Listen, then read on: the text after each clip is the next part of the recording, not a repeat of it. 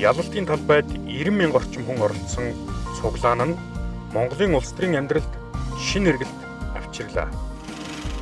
Эмэгтэйчүүд улс төрийн эрхийн асуу.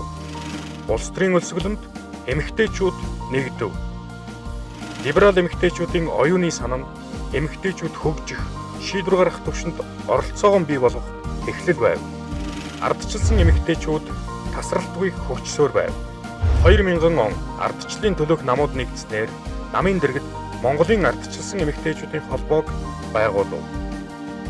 Ардчилсан эмэгтэйчүүдийн холбоо улс төр, нийгмийн амьдралд үүсээдгүй асуудлуудад дуу хоолой болж шийдвэрлэх гар цайсаар ирсэн.